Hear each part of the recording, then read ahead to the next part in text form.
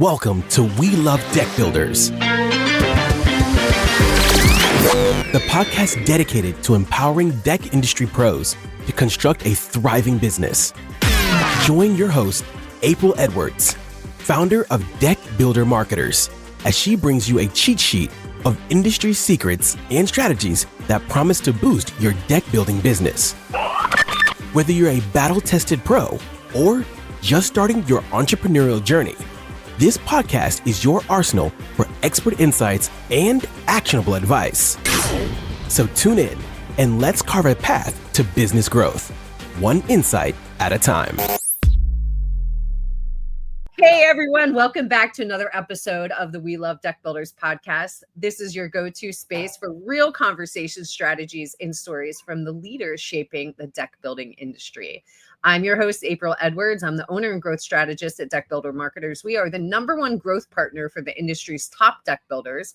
We don't just run campaigns, we own your success. Our mission is simple: help you grow, dominate, and thrive. Today, I'm excited because we have someone who has not only built decks, but built a movement around craftsmanship, education, and modern leadership. We are joined by Jeremy Wilkins, also known as Deckmaster J. He's the co-founder of Deck Van Gogh and the creator behind the Deckmaster J brand. He's got more than 20 years in the trades, and he's one of the most transparent, community-driven forces in the industry. From creating content that actually helps builders get better, to leading a fast-growing company in Greenville, to building software and systems for contractors. He's doing things differently, and I think you're really going to take away a lot from this conversation. So let's dig in, Jeremy. Welcome to the podcast. Set the bar pretty high there. I know. We work hard on those intros. You guys deserve it. So for anybody that doesn't know you, you want to just kind of give a little intro?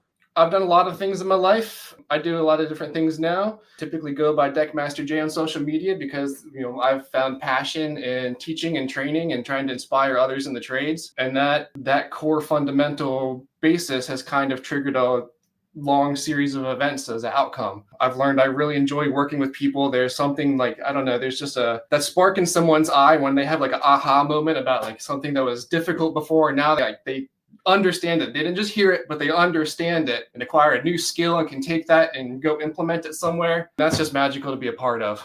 So that's the kind of stuff that drives me. It's business. We got to make dollars and play with sense. But I love working with people and I love making stuff. So that's what we're doing across the board. One way or the other, I'm making stuff and trying to help people. It's kind of cool, owning a business. It took me a while to realize, you have such an opportunity to make an impact in people's lives. And that's something that I don't take for granted. And it sounds like you don't either. No, it's a huge responsibility. Everyone that we have working with us has families. Most of the guys that we have working with us are the sole earners for their families. So that's a huge burden. That's a huge responsibility. We don't take it lightly.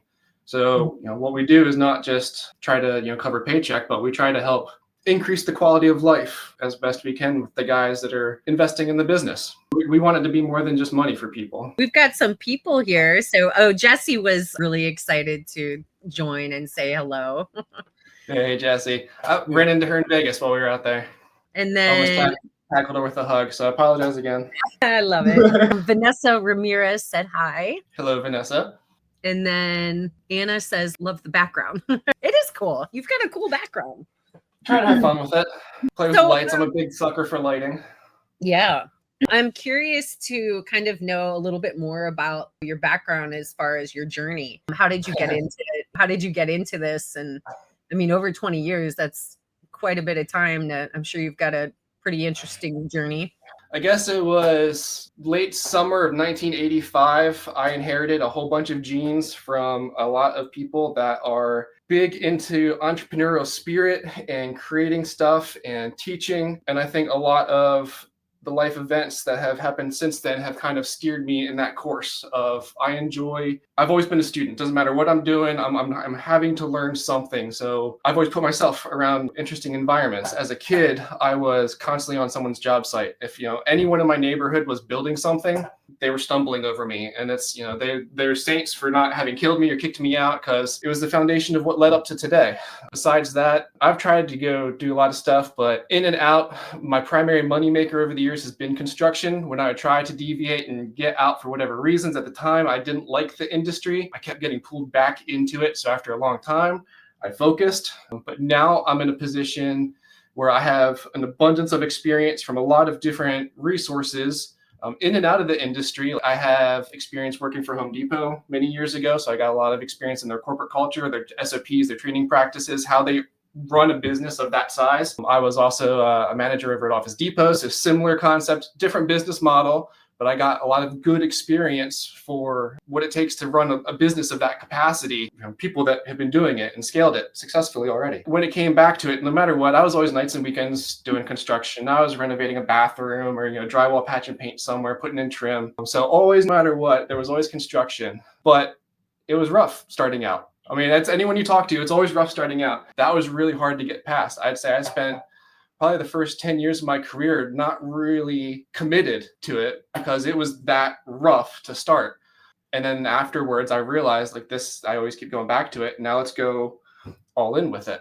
2017, my wife got a promotion, which required us to move from Maryland. We're originally from Maryland, the DMV, DC Metro, Northern Virginia area. Shut down my business there and moved to this area in Greenville, South Carolina, and started over while she got a promotion. And since that time, I was primarily trying to utilize my skill sets to help other businesses. I knew from, again, starting out is rough. I didn't necessarily want to do that again, but I wanted to help build something. I didn't want to just do a job.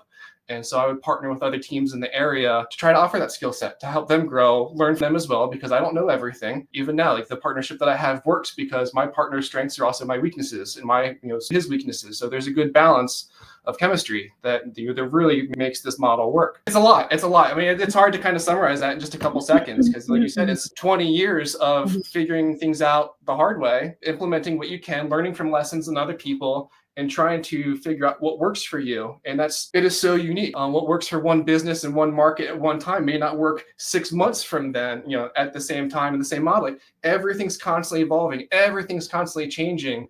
And you have to keep up with it. Chris Gear, he said, School of Hard Knocks is the best degree. And then Bobby wants to know, what was the moment you realized this is where you want to be with deck building? I got to give it to Breen and the legacy team. I've always enjoyed construction. I prefer to be outside the house than in. But back in Maryland, you don't want to work outside in the winters. Building in South Carolina is a lot different than building back in Maryland. You could do outside work here year-round comfortably. And the legacy team showed me that that was actually sustainable in this area. So again, props to them for that. I know we're not wearing the same shirts now, but commend them where credit's due. They're killing it. There's just so much work out there everywhere. There's just it's so much abundance of work is out there for the people that are actually going to meet the criteria that most clients want, which is that professionalism, not just someone that can say they get it done, but they want that whole experience. So let's talk about where you are today. You've got Deck Van Gogh. What was kind of your for that company? Deck Van Gogh is and was started as a proof of concept. Deck Van Gogh was started. I had partnered up with a gentleman named Max Griffin. He'd been the owner of True Foundations, which was a general construction company in the area, and he built up a nice little business himself since 2016, 2017 when he started. He is a licensed builder in the state of South Carolina and has done a great job growing a little business. But he got to that point where it was difficult to scale past. And that is where I wanted to come in and try to utilize our partnership together to scale past, where everyone gets stuck. But through that process, we wound up developing new tools and systems to help bridge that gap. And it kind of opened up our eyes to another opportunity that we hadn't seen yet through, software and the technologies that we were implementing. We've realized if we were to rebrand and use this towards decks specifically, that this tool was incredibly powerful. And that's ultimately what Deck Van Gogh was started as.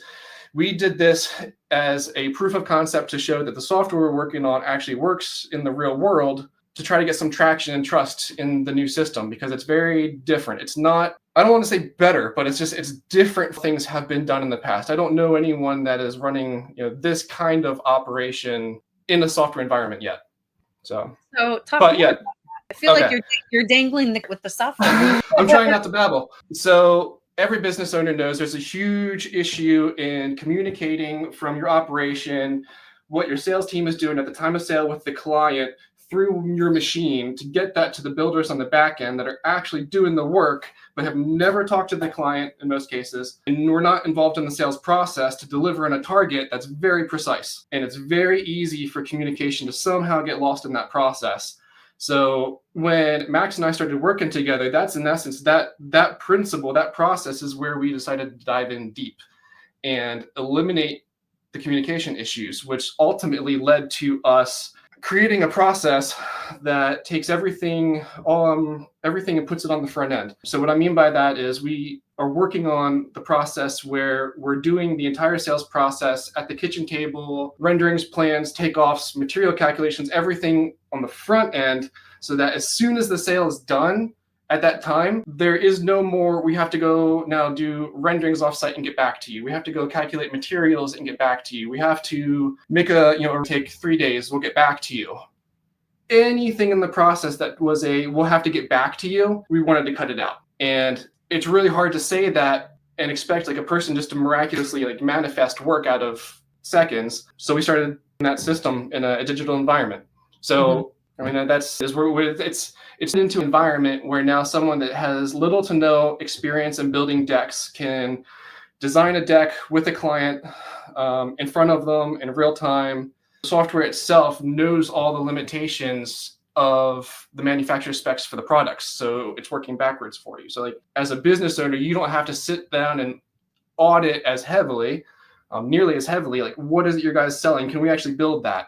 A lot of different people, and I've been guilty of it myself. It's not uncommon to have someone go through and sell a project and figure it out later. That will burn you most of the time.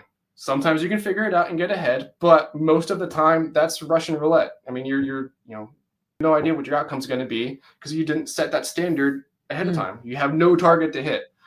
You got a budget. Huh.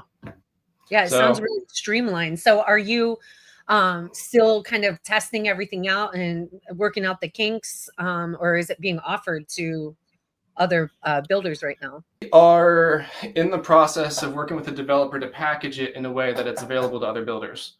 Okay. Because that was my route. My everything is about helping. And when we realized the scale at which this is going to help people develop, acquire information, one of those things, like it doesn't make sense to sit on this, especially for like all this time and energy that we're putting into it. This is the biggest project that I've, helped, push to fruition, because this is something we started April, I think, of last year. When we actually started sitting down and like really working through the process. We've been using it in the field, the rudimentary version of it, the concept of it in the field since I think it was November of 2024, so almost over a year now. And with that, been able to continue revising it because everything new's constantly work in progress. Is it perfect? No, like it's not. It's in development. But the way it's tracking is showing, again, we fix this issue. We don't have that issue again. We can move on to another issue. And as we work through this, it gets more and more refined. And, we cause issues ourselves sometime with development. We add a new feature and we break something else in the process. So we have to go back in and it's like everything else. It's learning, and we do it by doing it. So it's a experience. It's been a fun project to work on. I'm very privileged that the people have put faith in me, that they have, because this was a gamble for all of us, because what we're ultimately trying to use this process to do is eliminate cost for our and administrative side so that we can increase our margins to pay our labor higher. Instead of just sitting down and trying to tell our guys to move faster or work longer days, we're trying to equip them to do their job in less time, easier, so they can focus and they can become more effective at what they do. And this is a tool that allows that as well. So like it's really described because there isn't does it yet. It's not taking like place of your systems. It interfaces with them. So like what we do directly imports into CRM job trend. So like again, like that's not take over something that someone else has already done. But once again, I'm trying to hit a target that no one else has really hit at such a level of precision yet. But we need it. I mean, it's a huge tool that even manufacturers and suppliers will benefit from. just because of being able to have a resource that, I mean, I love everybody in the supply industry, but you guys have a lot of products, and it's very difficult to expect every salesperson in every showroom to know everything about every product they're working with to like no fault. And if you walk into like Decks and Docks, tons of stuff that they support, someone's going to make a mistake somewhere. So like having a tool like this that can help them further align and better equip their builders too to get stuff out, like everyone's seeing the ripple effect. The benefit of it is slowly rippling through as people are hearing what it does and what we're trying to do. And it's something that we're not trying to sit on. We're trying to help alleviate a lot of headache, because I know a lot of us are dealing with the same headache, and I'm tired of headaches. 20 years of the same headaches, they get frustrating. There's your tagline. So Peak Framing said, sounds amazing. Will it have various deck board brand options or exclusive to one brand? Good question. And no, a big part of the Deckmaster J brand is I don't have an alliance to any manufacturer. And that was something that when No One's Corning reached out to me to inquire about being on their pro team, that I wanted to make clear, like this wasn't an exclusive partnership. And they said, no, this is not an exclusivity kind of thing. We just want to work with you, and we believe in what you're doing. We are for the builders. And I say that in the sense of, we are not interested in building something that works for our products and our market for our use. We are developing this in a way that, like, for right now, we offer TimberTech, Trex, Decorators, Wolf, Fiberon, and OC as decking options. Why do we do that? Most people say you're crazy. Like, that's too much information for people. Well, it depends on how you're balancing out that information. Like, we can quickly ask a couple questions, and because the products are unique to be gift to each manufacturer, your products are unique. No one's actually making the exact same thing. We just ask the right questions to what the client is going to most benefit from, and let them, we educate them on the pros and cons of each thing and what they like to look at and what the budget is, and they make the decision. But because we can get that information so fast, it's not overwhelming. If we were to quote that and have to call our supplier every time they said, well, what about this decking option? Well, what about this decking option? That's ridiculous. But if we just sit there in front of them and we just click a button and say, well, here's your answer. Click this, there's your answer. Click this, there's your answer.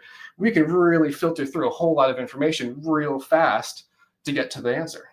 Man, that's a bit of it. Anyone listening has to be really excited about this software.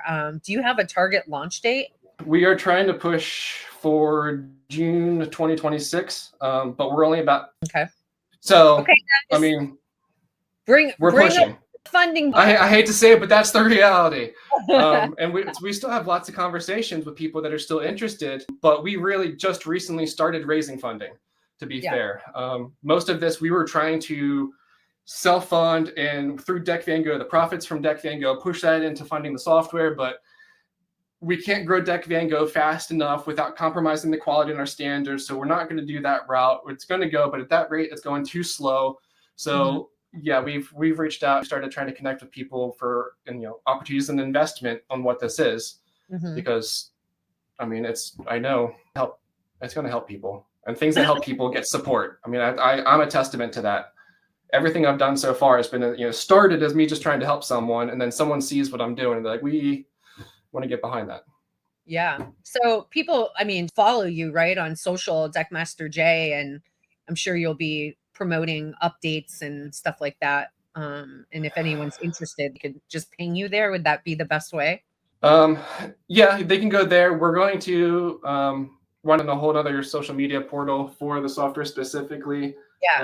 A website for it as well. We're trying to get a little further through development so that what we're promoting is a little more actual, true to the product, and not so conceptual. Just in terms of look, how it presents, UI kind of stuff. But people are funny, and I'm the same way. If I see something look one way and then a couple months later it looks totally different, like, hey, what's going on? So we just, we're gonna wait a little bit longer to get closer to that target. But yeah, we're going to be setting up a whole other website specifically for that, because we do want to start getting awareness, and we would really like people to start going to it and saying, hey, by the way, we are interested in following this, so that we have a little more leverage. Like, companies as a whole know, like, we're trying to help. People want our help. We need your help to help these people. So it's a unique situation, but I feel like in my career, for whatever reason, that's always been my best leverage of getting anything done, is exposing opportunities and finding the people that have the opportunity that are capable of fulfilling it and helping facilitate that process. So I don't know. Well, we'll have to have you back on and do we'll just talk about it. Maybe even do a demo. You could kind of show it, and I'm sure the audience would love that. Cudmap says one deed deserves another. Yeah. And then Michelangelo said, jealous of that shirt. What's on your shirt? This was JLC last year. This is the Life of Club collaboration from when, oh my gosh, Tony flew up to see Garrett in Maine before he moved to Florida to help him build a deck. Just total whim. That was a very inspiring story for me. That changed a lot in how I perceived social media and what we could do through relationships on social media. Yeah. That was a very interesting story. That doesn't know what you're talking about. Can you say who Tony is and a little bit more about that? Tony, Hollywood Decks, Tony McClellan. I always mess up his last name. Apologize. But Hollywood Decks is a builder in Florida, and a lot of people know the Life of Bub. Also, Garrett Davis was still building back in Maine, and he had a project they had to get done, and he put out a blast on social media that said, "Hey, who wants to help me build a deck?" I'm sure a lot of other people like myself looked at it and went, "Oh, I want to go help build a deck," but we didn't. Tony did. Tony chimed in and flew up from Florida. My understanding, there wasn't any incentive to this to go help Garrett. I had a fun time doing it. It was awesome watching. They had gorgeous content that came out of it. But that was a bit of an aha experience for me, witnessing that, to see you can connect with some really cool people that are also as passionate about what you're doing through social media to really do some pretty neat stuff that you would otherwise not do in a deck business. Mm-hmm. So. It's nice when something good with social media, isn't it? Absolutely. I almost shared something yesterday. I'm going to vent for a second, but as a middle-aged woman, I get so many tips on makeup. Women just feel bad for us. This is what we're bombarded with. We have to sit here and stress out about how to do makeup. Yeah, I don't know. It's just ridiculous. There's so much junk. So it's nice to see people doing good. I got to meet Tony in person, and we had him on the podcast before Deck Expo, and I got to meet him in person. He seems like a really stand-up fellow. He absolutely is. He's doing a lot of good for the community, and he's another one that is an inspirational individual. He's out to help people. He's out to teach. He's out to share. Mm-hmm. So we've always connected on that. Mm-hmm. We got said. Can you give a little more detail of the experience that you give homeowners that separated you from others? Thank you in advance. Experience. I think for me, I've always been an operations person. I've always been a nerd. I started programming in 6th grade, when that would have been 1995. I started programming, and since then I've done a lot of different scripting, a lot of different programming, built computers, worked on robots. My mind is an operations thing. It's very functional. So I think when it comes to builders and how I stand out, I've always dazzled with data. Mm-hmm. And that may sound crazy, but there's an element. I don't know. When I was diagnosed, they labeled me, my whole story. I think I'm somewhere on the spectrum. I'm just a little bit weird. I don't think I'm a great salesperson. To speak to that, I have a bit of a difficult time, I feel connecting with people in that capacity as a sales-y person, but I'm a great consultant. So all my career, if I'm doing good at selling something, it's because I'm educating someone about the products and they're making the decisions. I'm not doing anything. I'm trying to help them find the best fit for what they actually need, and not what's going to give me the best margins or kickbacks or what I think is the best, because it's not always the same thing. And, one client's needs are going to be identical to the other, even in the same market. I mean, I'm not going to, have the same product that I build a dock out of that I'm going to build a 2nd-story deck 30 feet up in the sky. It's just circumstances. Mm-hmm. So, okay. I mean, I guess, to that separated me from others. I'm my allegiance to homeowners. My allegiance is to the builders, to do right, make sure I'm delivering on what best suits their needs, and then following through with it. Mm-hmm. Yeah. So it sounds like, being helpful, really, right? Being helpful and transparent. and honest and seeing it through, you know, the whole way through the process. So, yep. And I can't say like that's what's made me millions, because I haven't made millions doing that. But for me, like that's the reality of yeah. It's called integrity. above all else. Peak Framing also wants to know, what can we do in the meantime while we wait for your software to get faster estimating? Systems and data. I know like it says the same thing in that regard, but systems and data that work for you in your process. So like don't necessarily go out and like adopt a couple of habits that someone else is doing and think that like those couple of habits are going to totally change the outcome of your system. You might need to do a little bit more work than that to integrate it effectively. But while wait for software to get faster estimating, I mean, there's so many, there's millions of ways to estimate. So I hate to say, but this is where I can totally understand where if you're trying to be fast and systemize, focus. You cut back your options, figure out where you want to focus, find your niche, and stay there. Don't try to deviate. Don't try to be like the one fix all for everyone's issues. There's no harm in walking away from a deal that you're not going to make money on, because you're better off not taking the job than losing money. So yeah, know your data, what it is you want to sell, and stick with that. Sounds like a KISS. It's hard, yeah. Keep simple, stupid. Yeah, because I mean, yeah, exactly. Because I'm not faulting. I mean, I know a lot of business owners that like they have their products and they have their system, and that's why like they work with us, because they built their systems or it. I get it. I mean, if you're going to build a race car, it has to work at a certain capacity and tuned to a certain level of detail. And then if you start adding stuff to that, like you don't tune a car by just throwing stuff under the hood. So like that's worst case scenario. And you don't want to do that to your operation either. You don't want to come in and just start doing more for the sake of doing more, because anytime you change one thing, there's a ripple effect. So, a couple small changes can have a huge benefit. And also, you could also go the swing way with that. It could have a huge downfall or draw to it. Mm-hmm. Cool. I hope that was helpful. Guys, keep the questions coming. This is great. I've got a whole list of things I could talk about, but, it's better to hear from you guys. Bobby says, how do you and Max complement each other to make Deck Van Gogh a success? So, as I said, my track record as a business owner in construction stopped back in 2017. Since then, I've been managing and working with other teams. So there's certain elements of the process that I hadn't touched since 2017 in a totally different market, working with totally different products. It may have all been like different planets. Max from Greenville, been in Greenville, most of his life. He knows almost everybody in Greenville. He is very driven by product science.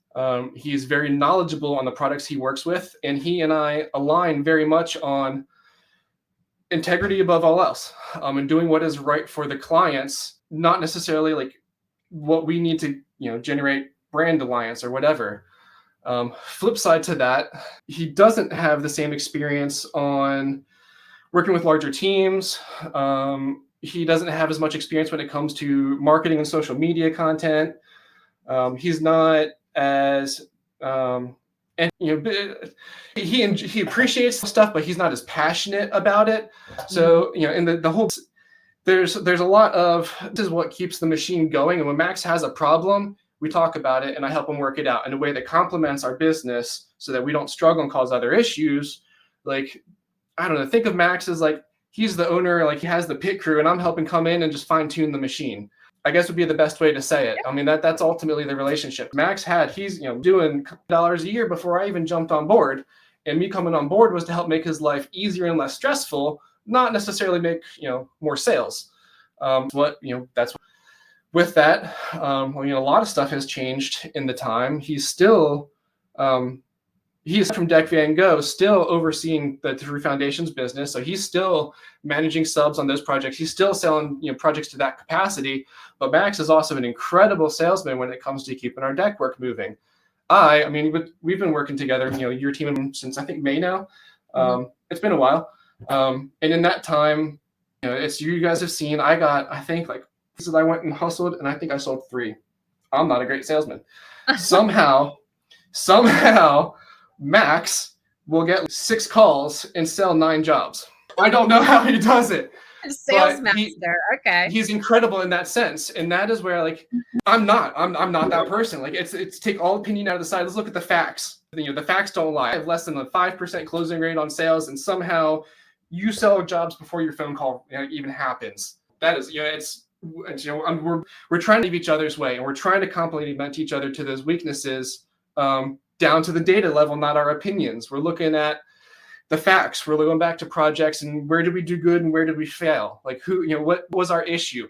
Nip it in the butt. We're going to make mistakes. Let's not freak out about it. Let's work through this, get on to the next thing. If we had an issue here, so what?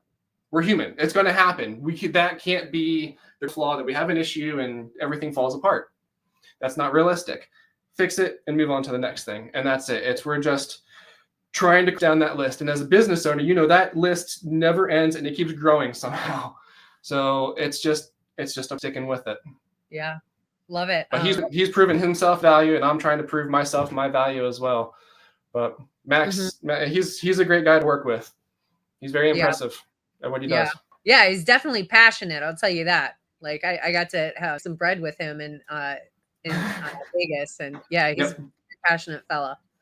Like you guys complement each other really well. That's good. And I think it's for everybody to be, with your team in general, like always be open and transparent about strengths and weaknesses and what you enjoy doing, so that you could really blend together well. Tony's here. He said, nice shirt. We get, so it's kind of funky, like from a logistical standpoint, for whatever reason, the software we use, Instagram kind of has a lot of, right? Like they make things difficult. Yes, it does. So we have to take the comments from Instagram and put them on our Facebook in order for them to show. It is Tony, I swear. It says Deck Builder Marketing. I believe it. Okay, so Jesse wants, what's your favorite project you've ever worked on and why? Ooh, man, I've got to do some pretty interesting stuff. Favorite project? I don't know, because there's certain unique aspects, things like I've done. Not recently, like I've done work back in the Air and Space Museum down in DC when I did insurance restoration. So like they had a sewer backup and we got called in to do the cleanup and then the reconstruction. So like I got to hang out in the Air and Space Museum at like 2:00 in the morning and walk around and see whatever I wanted to, because security knew us and they didn't care. That was pretty cool. But like modern, I do like logistical challenges of trying to just incorporate things that you're not just throwing a lot into a basket. You're doing it with an artistic style. You're having your own design flair. So like, not just throwing lights onto a project, but putting them where they work, and not just designing to design, like designing purpose to a function. So like this project that we're on right now, for example, like we have spent months back and forth with this client to cater the design of the space to exactly how they're going to use it in the future, not just put up a deck. That's fun. Like when I was with Legacy, I got to do all kinds of curved decks, which were awesome. That was a fantastic experience because, again, you get to go out and try and acquire, develop a new art to do this, these curved deals, and like it's a puzzle, it's a challenge, and I like challenges. So I've got a project that comes up with something a little bit new, and they're like, "Hey, we need you to figure this out." Yeah. There's that element that like I think that's what ours have. There's that little fire that you have to keep fueling. And if you don't keep that fire fed, you get bored. So like there's that element of like, I just keep changing it up somehow, keep pushing the envelope, keep trying new things. So like, each one's fun. The next one's fun for another reason. Then the next one's fun for another reason. So I don't know. Favorite, that's a hard one. I'm not good with favorites. I like too much. Like if somebody has bandos or something or movie, I'm like, I don't know. Under what circumstances? Okay, cool. So let's see. We've got all kinds of comments. This is awesome. Let's see. Deck Masters, South Florida. Love the show. I try to watch when time permits. Big fan of Deck Master Jay and his work. Is there a typical profit margin goal per project? Great. We're typically trying to hit between 30-35% if we can do it, 40 if we're great, but it depends on the project. Some stuff recently, we've been really trying to push content and getting content. So if we get a project that we're like, we really want those pictures, that's got value. So we'll compromise some of our margin knowing that we're going to get something else out of it too. But ideally, 30 to 40% is what we're really trying to do, because we want to be able to offer our team more. So unfortunately, we also got to charge more. So we better deliver on what we do. Mm-hmm.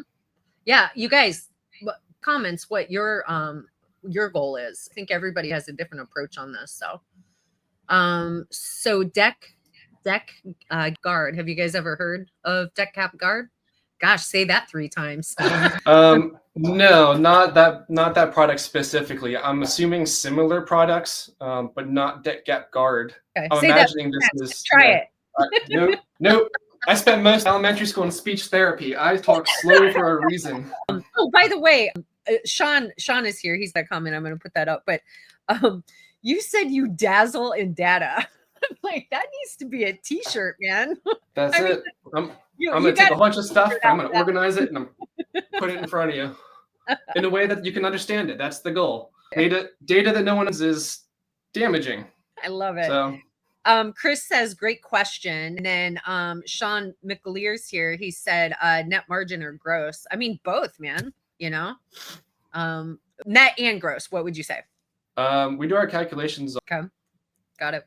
All right, cool. Keep the questions coming, y'all. Let's do this. So let's see. Your content is super transparent. You talk about pricing and processes, mistakes and wins. Why is that important to you, and how has it impacted your business? So I have somewhat of a unique approach, I think, to trying to show that I'm genuine in my questions. I think part of that may fall somewhere in I think I'm like whatever on the spectrum kind of thing again. But because I have been told for years I rub people weird ways, I try to be maybe overly transparent so that I can make sure I'm setting the right foundation so that when I'm about to ask what may come off as a really weird question to you, you understand where I'm coming from. Or if I make some sort of weird claim or declaration, I want to explain how I got there.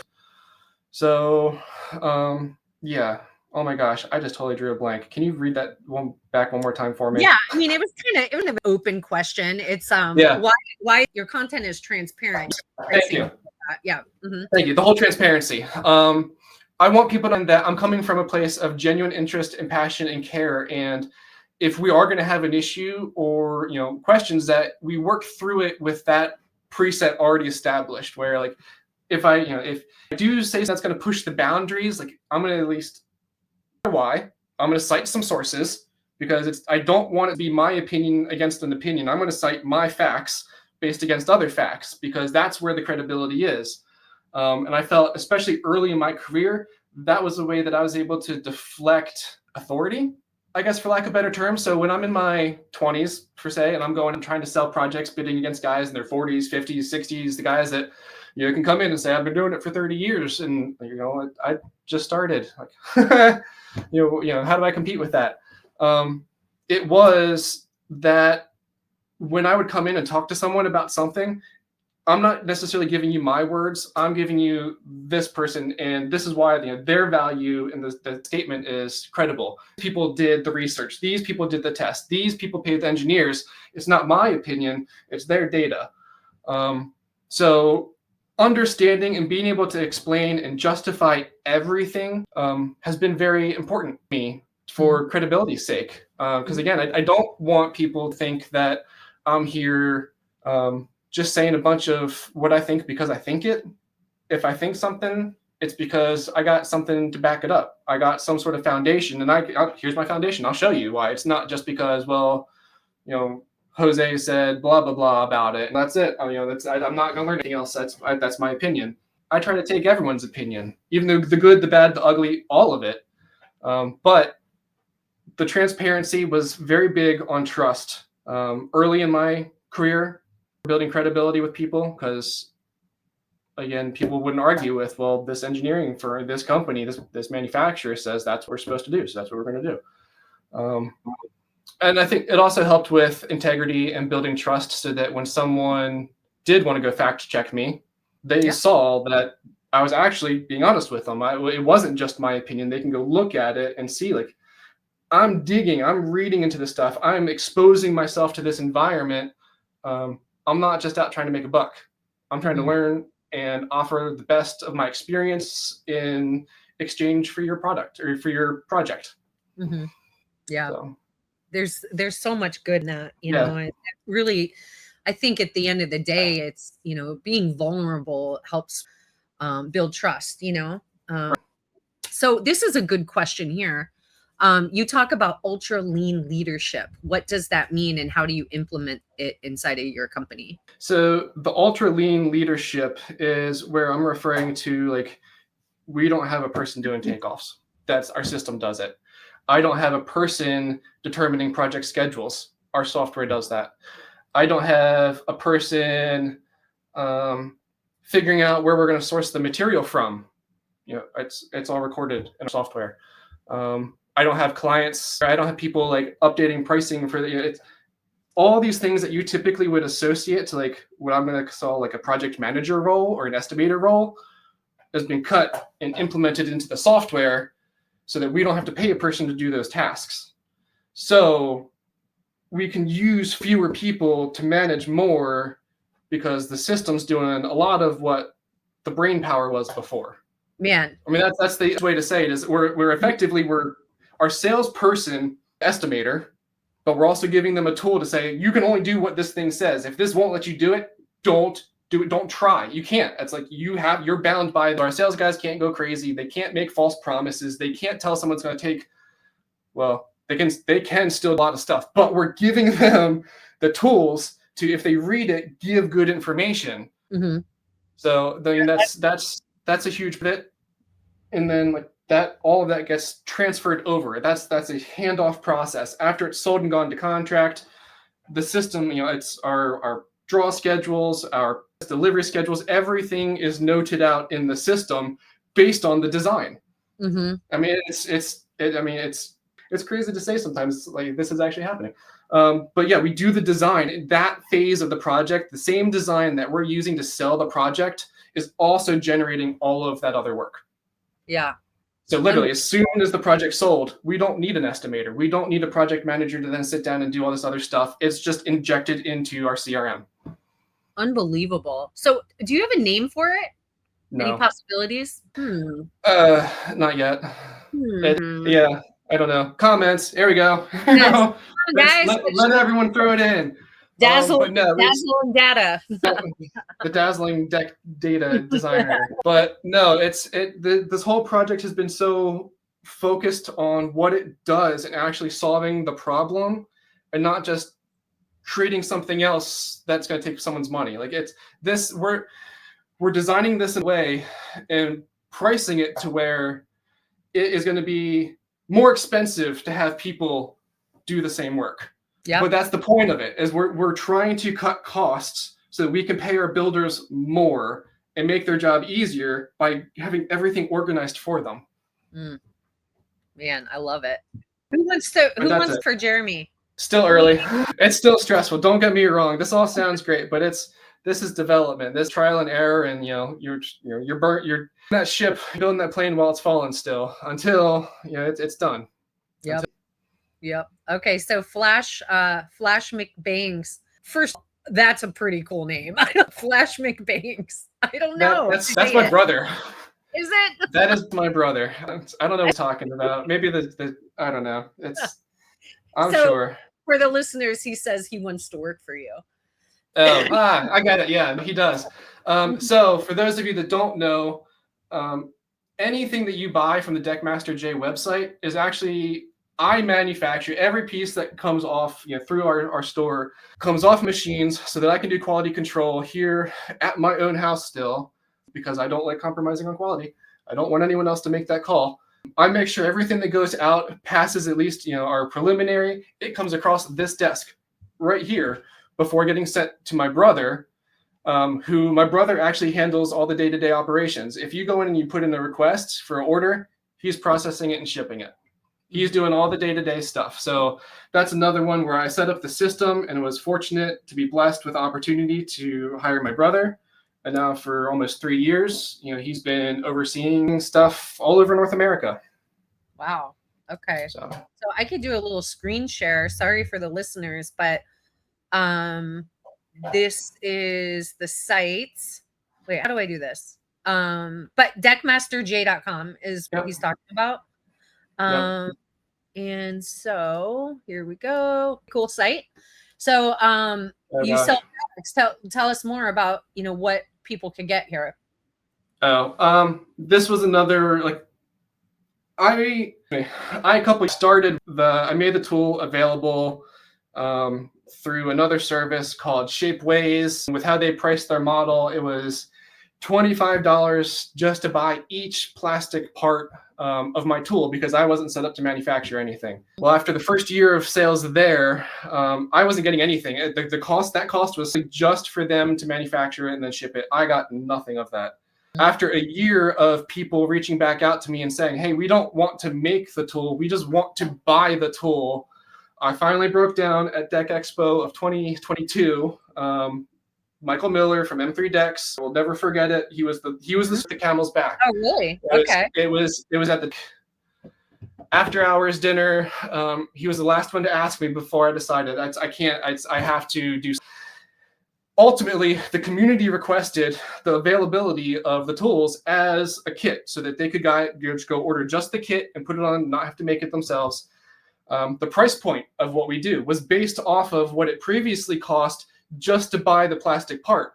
So me taking on the manufacturing, cutting them out, keeping the same price point, we now included the metal tabs, the hardware, everything in that kit for the same price. And we stand behind it, warranty it now. So if you have any issues with it, since we're not just selling a tool, we're selling a solution. If there's a problem, we stand behind it and we make sure that our tools are replaced. That we have a lot of issues. I own my mistakes. I made an update in one of my tools earlier this year, and the update was not an upgrade. So we quickly rolled it out, and anyone that had issue, let me know when they got new tools. So that's it. Like I've never been out someone's money. I've always put myself in a position to try to help. And if I'm not helping, I don't want the money. So that's that. But I've done a lot of cool stuff. Mm-hmm. I've done to design some things for people that had a niche or had a problem, and just again being part of the community that way. Like there was a builder in Greenville that had some hardware break on one of their projects, and the company wasn't around anymore to make the trim pieces. So they reached out to me, and I made the trim pieces they needed to put their deck back together.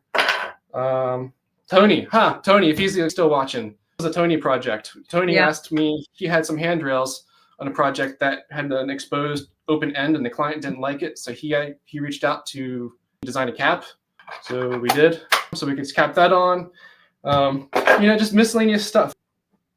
Rooted in showing I'm trying to help, to build that reputation. I was trying to get as many people to show like I'm genuinely here to help to the capacity that I can. And if someone's got the audacity, the guts to come ask, if I can, I'm going to help. Why not? I've had tons of people help me in my life. I want to pay that back. I mean, there's a huge element of that.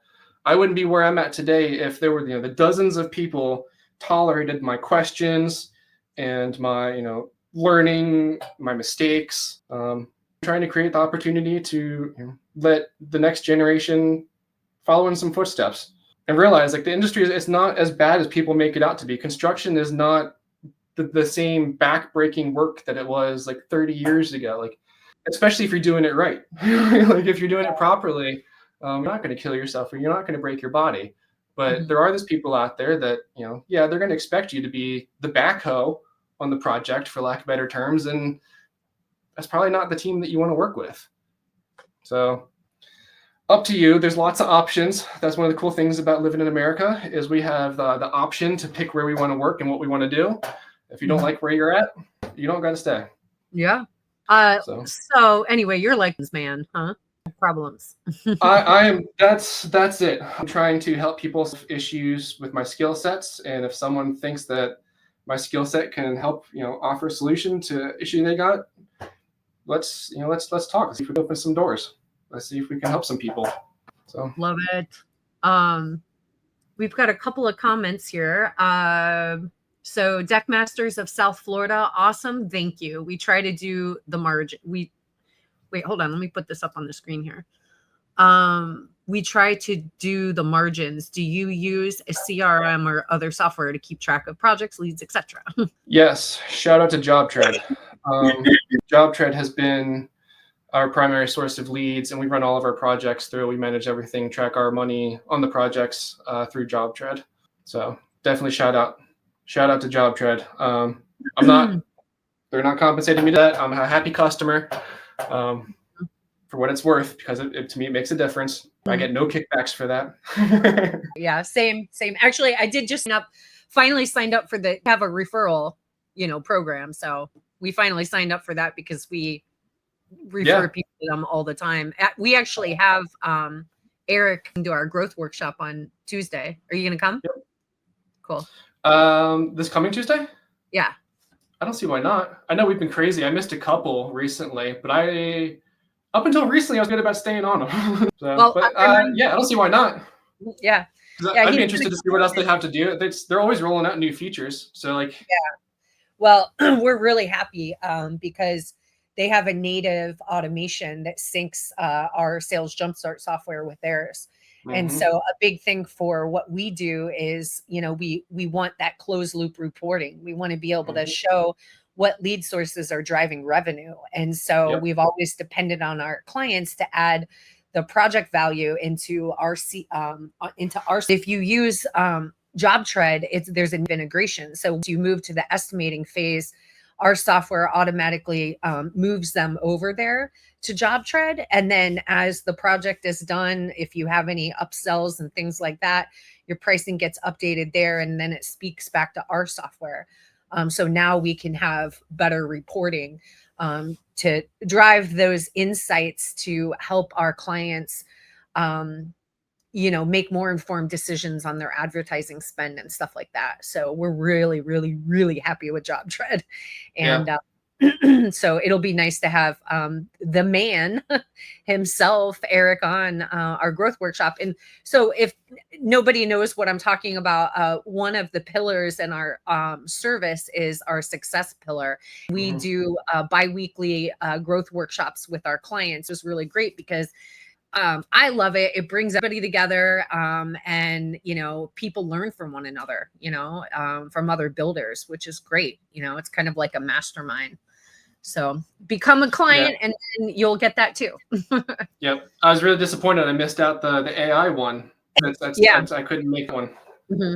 Well, we archive all of that, the recordings and stuff in the Success Hub. So I went back to watch, but it's not the same as being there and getting to ask the questions. There's a big difference of actually being in the conversation. Yeah. So Deck Dialogue said me too, going back to wanting to work for you. and then they ask, he really says yes. So there you go. And then team's reminding me that we have a podcast with Zach from JobTread next Thursday. So Zach's going to come on and kind of do a demo. Interesting, because we're going to do it on a podcast. Obviously, all of this is recorded, so I'll kind of have to walk through the demo as he's showing it. But in the software that Jeremy uses, a lot of our clients use it. It's called JobTread. They're going to be on. I've had Eric on the podcast a couple of times. Yeah. Now we've got somebody else from team that's going to be on next Thursday, and you can, come. And what I love about ours too is that we've got it's live, so you can ask questions, which will be really great. So, well, we're kind of at time here, Jeremy. We're going to have you back on because I had a ton of questions I wanted to ask you, and I'm sure everybody would really enjoy that too. Really, really appreciate your time so much for being here and My pleasure.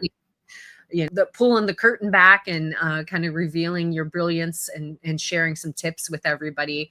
I do have to ask, what advice would you give to deck builders who want to grow but feel stuck? Or any words of wisdom you think? Yeah, I was going to say, focus on your system before you try to scale. If you try to scale and you're just trying to grow, you're not going to like the outcome. Many of us have tried it, and many of us will tell you the same thing. Yep. It's an expensive lesson to learn firsthand. So if we can save you that headache, we would love to. But really get your system ironed out and then scale, and you'll realize it doesn't even feel like you're scaling. You're just seeing results. Yeah. But if you try to scale and then do your process, everything's going to be on fire all the time. So, be conscious, watch what you're doing, plan it out. Just, you got to plan it out. Yeah. Yeah. Be intentional, right? Much so. You definitely cannot scale anything, and you've worked out the kinks, right?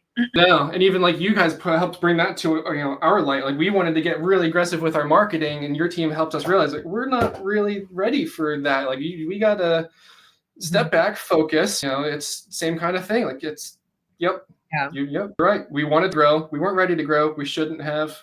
We got anxious. Thank you. Thank you. I do the sales here. So I talk to a lot of builders across the country, and so many people come to me and they want to double their revenue in a year, and it's like, I kind of have to back down and I'm like, hey, we can totally do that, but you're going to have to invest. And then how are you going to handle the work?